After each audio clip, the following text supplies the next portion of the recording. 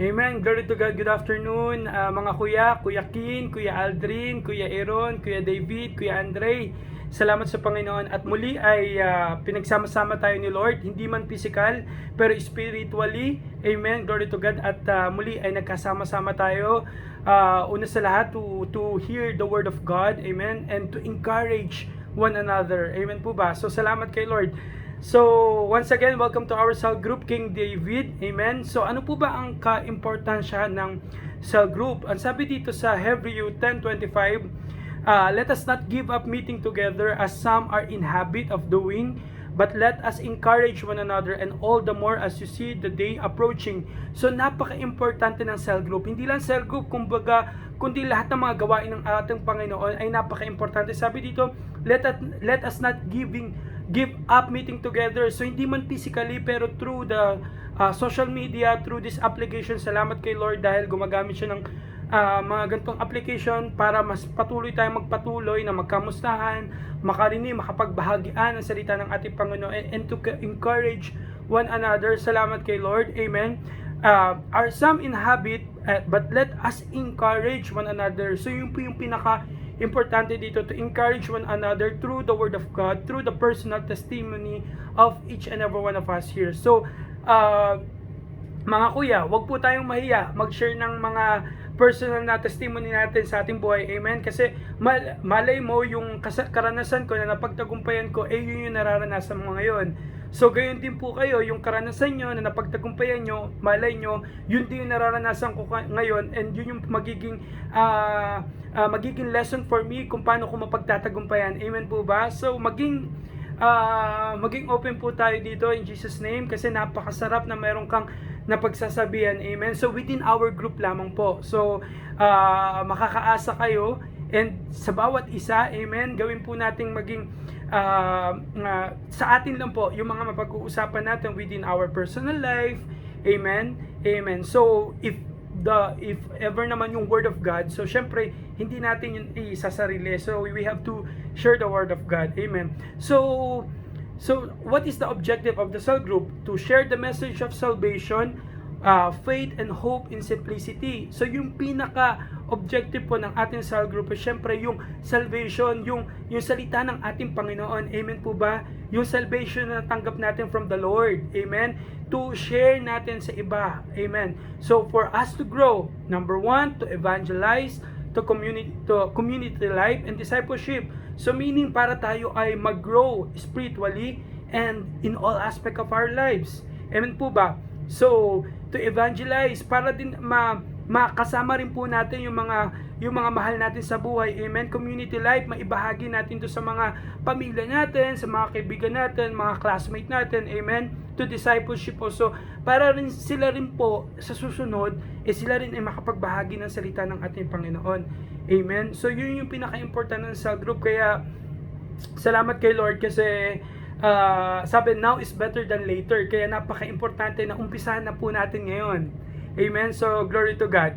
So, bago po tayo magpatuloy sa this is a short message from the Lord, pero let us pray na makuha natin yung naisipabatid ng ating Panginoon. Kamusta po pala tayo mga kuya? Alam ko medyo tawag doon, nasa bahay lang tayo ngayon. Siguro yung iba sa atin is nag-aaral through online. Amen. So, but glory to God kasi nakasama po namin kayo. Really, I'm grateful. Salamat sa ating Panginoon, sa buhay na ating pastor, kasi siya rin yung nagsabi nito sa amin, sa bawat isa sa atin, para to encourage us na magpatuloy sa mga ganitong gawain. Amen. Which is very important. To hear, to share, and to live the word of God. Amen. So, before we start mga kuya, let us pray. Amen. Samahan niyo ako. Tayo pong lahat ay yumuko at manalangin. Heavenly Father, we praise you, we glorify you, we exalt your name, Lord God. Lord, this afternoon, Lord God, sa inyo po namin pinagkakatiwala ang buong hapong ito, Panginoon, sa aming gagawin, Panginoon, sa inyong gawain, Panginoon. From the start to finish, we claim the victory, Lord God, ano man pong gawa ng kaaway sa pangalan ng Jesus. we rebuke it, Panginoon ko, Lord God, in Jesus' name. And Lord, sa oras na ito, Panginoon, ay patuloy rin po kami nagpapasiyasat, Panginoon, humihingi, Lord God, ng kapatawaran sa lahat ng aming mga nagawang kasalanan, Panginoon. Patawarin niyo kami, pinagsisisihan po namin, Lord God, ang lahat ng aming mga nagawang pagkakasala, at ikaw lamang, Lord God, ang siya mag-control, maghari sa aming buhay, Panginoon ko. Lord, maraming salamat, Lord God, at sa inyo po namin ibinabalik ang mataas na papuri, pagsamba sa tanging pangalan lamang ng Jesus, gabay at patnubay ng inyong banal spirito. Amen and amen. Amen po. So, ang magiging topic natin, sabi ko maiksi lang to, kaya makinig po tayo mabuti. Amen. And napaka maganda rin na magbahagi rin po tayo ng mga kanya-kanya po nating mga karagdagan o kung ano yung mga pwede nating ma-share. Amen. Sa ating personal na buhay. Alright. So, ang pag-uusapan natin dito is all about waiting. Alam ko po, tayo mga kabataan, so hindi nagkakalayo yung mga edad natin, kaya wag kayong ano dyan. So, waiting. Pag sinabing waiting, maganda bang ano yun? Kalimitan pag waiting, di ba? Minsan, hindi maganda. Minsan naiisip natin, ang hirap maghintay. Amen? So, lalo na tayo mga youth, mga estudyante, yung minsan mga nagtatrabaho na rin. Di ba? Minsan, sabi dito, hindi mahirap maghintay. Alright? Pag sinabing wait, sabi niya dito, stay where one is or delay action until particular time or event. It's wait or waiting ay kasing kahulugan ng standby, pause, rest, hold, on, or stop. Amen. So, our main verse po ay matatagpuan from James 5, verse 7 to 8. Sabi niya po dito, babasahin ko, be patient then, brothers and sisters, until the Lord's coming. See how the farmers wait for the land to yield its valuable crop, patiently waiting for the autumn and spring rains. You too be patient and stand firm, because the Lord's coming is near. So waiting. Si Lord din po ang nagsasabi nito that we have to be patient, brothers and sisters, until the Lord's coming. Hanggang dumating ang ating Panginoon. Hanggang hindi pa dumarating ang ating Panginoon. Amen. So dapat po tayong patuloy na naghihintay. Sabi dito, see how the farmer waits for the land to yield its valuable crops, like the farmers. Amen. Hindi naman basta pagkatanim nila, itutubo na yon ng bunga. Amen. So naghihintay rin po sila, waiting, patiently waiting. Amen. Patiently waiting. Hindi lang basta nag-wait, patiently. Amen. So, you to be patient and stand firm. So, sa paghihintay natin, maraming mga mangyayari, maraming mga hindrances for you not to wait. Amen. So, sabi dito, we have to stand firm. So, tumayo po tayo. Wag po tayong magmadali. Alright? Because the Lord is coming near. Amen. So, hayaan po natin na pagdating ng ating Panginoon, madatnam niya po tayo naghihintay sa Kanya, gumagawa sa Kanyang ubasan. Amen? Amen mga kuya. Amen ba?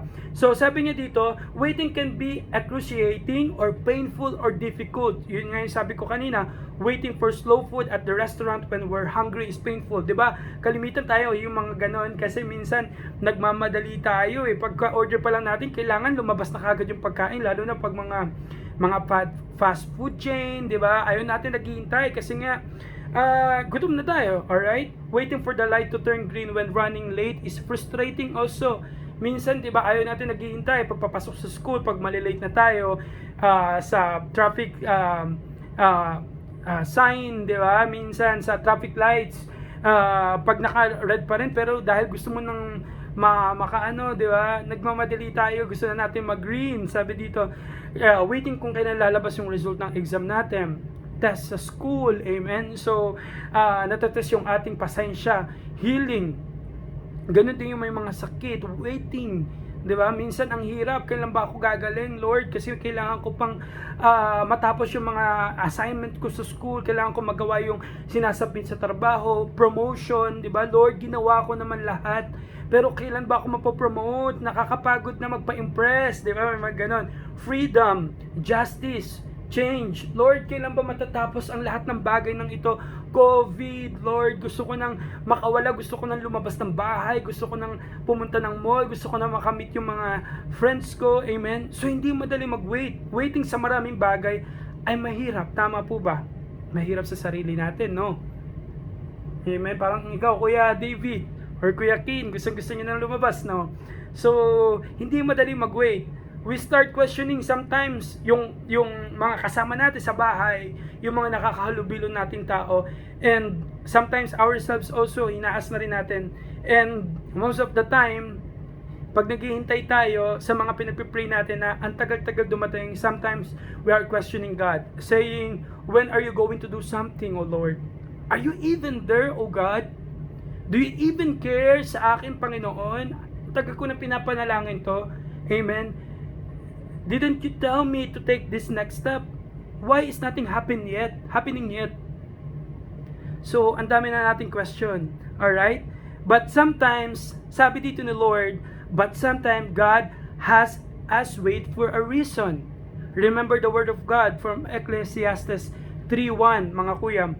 There is a time for everything and a season for every activity under the heaven. So, alam ko mga kuya, marami rin tayong mga panalangin, alright? Lord, gusto ko nang makatapos ng pag-aaral. Lord, gusto kong maipasa yung project ko ng on time. Gusto kong makuha yung result ng board exam. Lord, sometimes, Lord, kailan ba ako papansinin ni Crush? Di ba? Di ba? Nagpabango naman ako, nakita naman niya ako, naglagay ako ng gel. Bakit ganun, Lord? Hindi niya ako nakikita. Kailan? Di ba ang hirap maghintay? Pero sabi dito ni Lord that there is a time for everything and a season for every activity under the heavens. So merong kapanahunan sa lahat ng bagay and a season for every activity under the heaven. Yun ang sabi ng ating Panginoon. So sa paghihintay natin, remember na merong kadahilanan ng ating Panginoon. His timing is so much better than ours. Amen po ba? So yung timing ni Lord is better than ours. Kaya pala, and He knows more than we do. Amen? Kasi hindi natin alam kung anong mangyayari bukas, kung anong nangyayari, kung bakit ka naghihintay. He's always working behind the scenes. Amen. He is preparing things for us that we cannot see until it all comes together. Amen.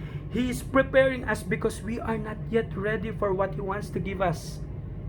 So minsan ganun. Yun ang pinapasabi ni Lord. Kaya minsan tayong mga kabataan mapusok. Amen. Mapusok tayo minsan kasi nga dala ng damdamin, hindi na tayo makapaghintay. Amen. Pero sabi dito ni Lord, kaya hindi pa binibigay ni Lord because sabi dito ni Lord, we are not yet ready for what He wants us to give us. Amen. So always remember na merong perfect timing sa lahat ng bagay, sa lahat ng mga pinagpipray natin in our study, in our career, in our personal life, even in our finances, even in our sa lahat ng bagay, even sa ML mo, sa paglalaro mo. Amen. So, minsan, di ba, naghihintay ka rin kung kailan ka mananalo. Amen ba mga kuya? Amen. Minsan naghihintay ka rin sa mga kalaro mo, ang tagal naman makijoin yun, ang tagal mag-join. Amen. So, naghihintay ka minsan na hindi ka na makapaghintay. But then, we cannot rush everything. It takes years to get a diploma. Amen. So, hindi siya lang 1 buwan, 2 buwan, 1 taon para magkaroon ka ng diploma or degree. Months or years to finish the house. Hindi naman 1 araw lang, 2 araw ginawa ang bahay. Siguro bahay-bahayan lang yun. And months to get the salary. Days or months to get the salary. Amen. Minsan nga taon pa para makuha yung pera, yung sahod. Amen. So hindi madali maghintay. Pero ang sabi dito ni Lord in Isaiah 40:31, mga kuya, but those who hope in the Lord will renew their strength. They will soar on wings like eagles. They will run and not grow weary. They will walk and not be faint. Amen. So ito po yung pangako ni Lord. Sabi dito, but those who hope in the Lord, but those who entrust in the Lord, but those who expect the Lord, but those who desire the Lord will renew their strength. Yun ang pangako ni Lord.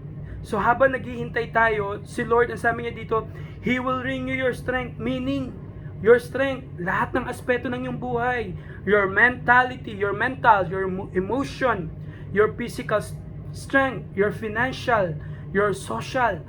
So si Lord ang magre-renew niyan. Amen? Habang naghihintay tayo, habang umaasa tayo kay Lord. Napakasarap naman yun mga kuya, no? Na habang naghihintay ka, ipinagkakatiwala mo, hindi lang sa isang tao o kung sino man, kundi sa ating Panginoon. Amen? Meron kang peace of mind.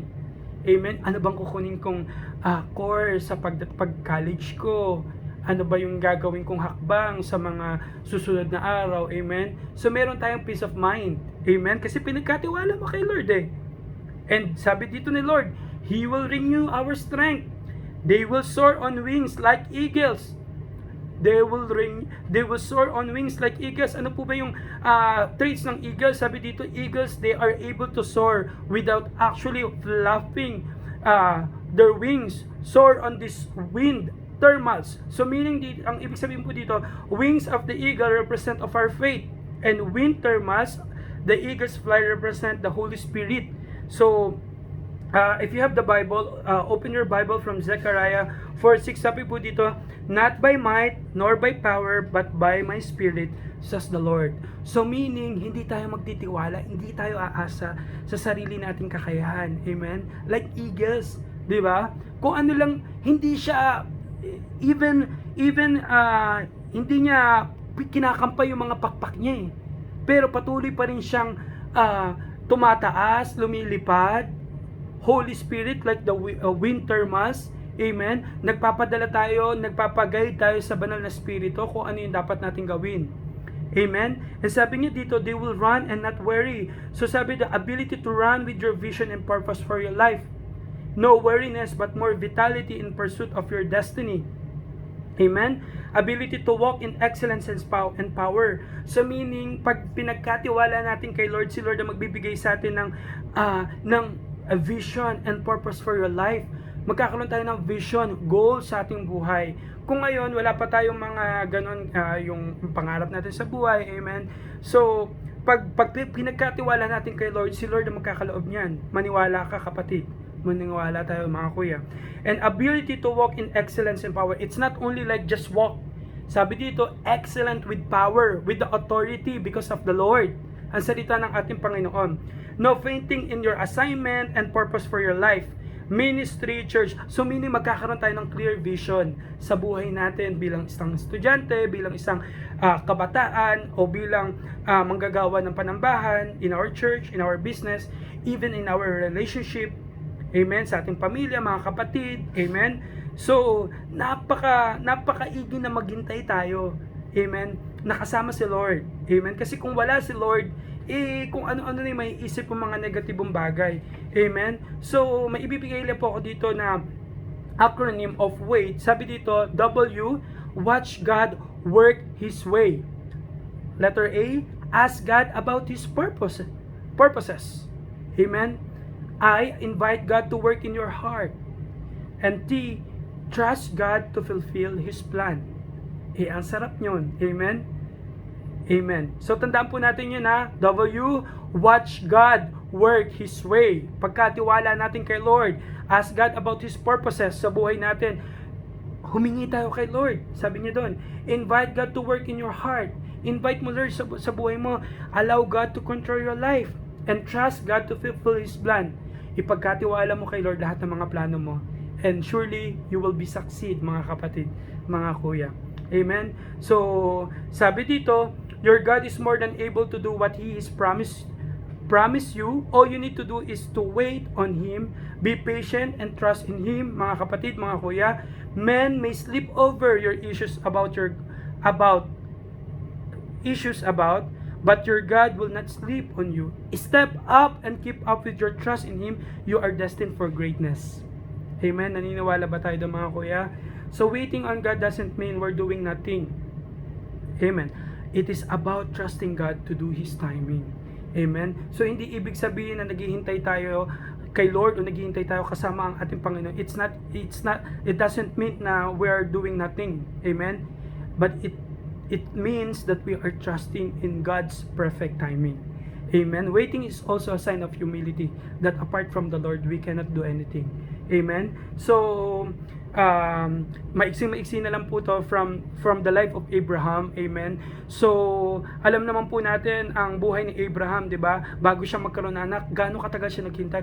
25 years ng buhay niya naghintay ng buhay niya. Amen. Bago niya natanggap yung dinadalangin niya sa ating Panginoon. 100 years old si Abraham yon. Kaya sabi dito, Abraham was 100 years old when Isaac was born in Genesis 21 verse 5. For this reason, he is considered the father of faith. Grabe, no, mga kuya.